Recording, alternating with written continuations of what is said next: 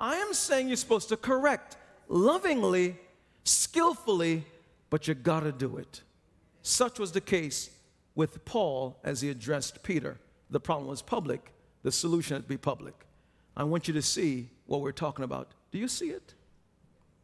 Let me show you what Paul did. First thing he did was he lovingly explained.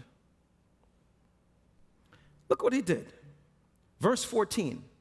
When I saw that they were not acting in line with the truth of the gospel, I said to Peter in front of them all. See, he addressed it publicly because the infraction was public. You are a Jew, yet you live like a Gentile and not like a Jew. How is it then that you force Gentiles to follow Jewish customs? Now, the Jewish custom that they were following at this time was the fact that you eat only with Jewish people. And if you eat with Gentiles, you're violating the law of Moses.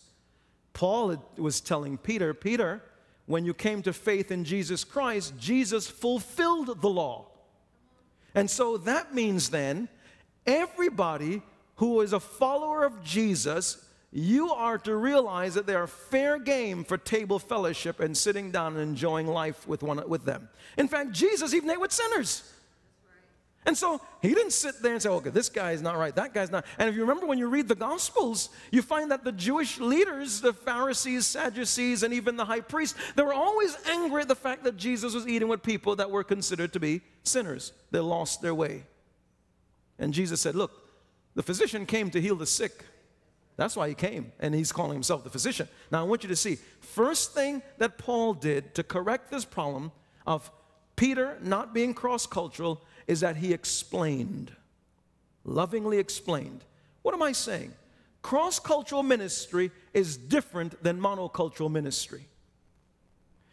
Whenever you have a group of people of diverse racial, cultural, ethnic backgrounds, or even national backgrounds, you have to realize there are more types of people in the room than just you.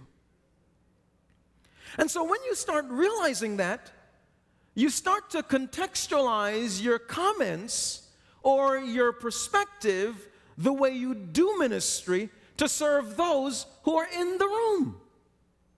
If you only cater to one group, then you're saying to everybody else who's in that room, your needs are not important to God. And that's not the heart of Jesus. So Paul was helping to train Peter.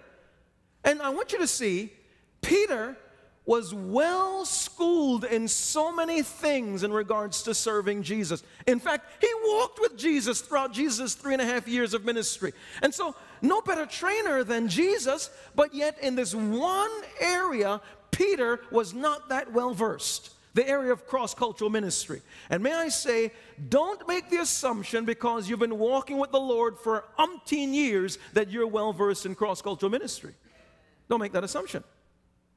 Because you can't make the assumption because you've read the Bible or because you're a man or woman of prayer. You can still block out people because you never really factor them into your framework of thinking or in your framework of praying or your framework of serving. And so you have to think about it. I remember I was at a conference about 2 years ago. I was one of 3 speakers for that conference. Big conference, about maybe 1,200 ministry leaders.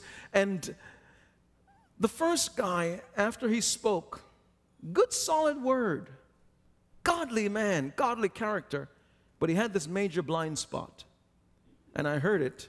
And I'm not saying that to say that I don't have blind spots. I have lots of them. But he had this blind spot that so angered the people. And you're dealing with ministry leaders here. These are people they know the Bible inside out. Here was his blind spot. Whenever he spoke, he always referenced men of God. And he never included women in the framework of his thinking. The women were angry, and the men were angry. They were so angry that they couldn't even hold it in. One guy just blurted out to me, he said, this guy didn't even speak to half of our population. They were in the room. And I understood, so I'm trying to talk him down now because he's angry. And so I want you to see that Paul trained Peter.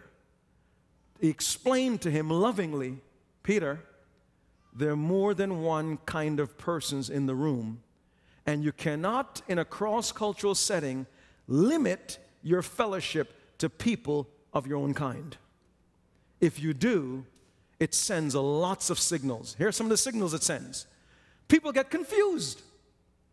People misunderstand because you're Peter, you have this great platform of ministry, they'll think that that's how you ought to behave when you get mature.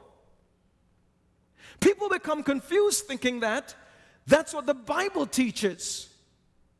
People become confused thinking that since Peter walked with Jesus and he saw firsthand ministry at the hands of Jesus, maybe that's how ministry ought to be. It was so confusing, even Barnabas, one of the leading elders, he started joining Peter in that hypocrisy, ignoring the rest of the people that were there in that church, so to speak, and only sitting with Jewish people as they ate. I want you to understand, the first thing you do is lovingly explain.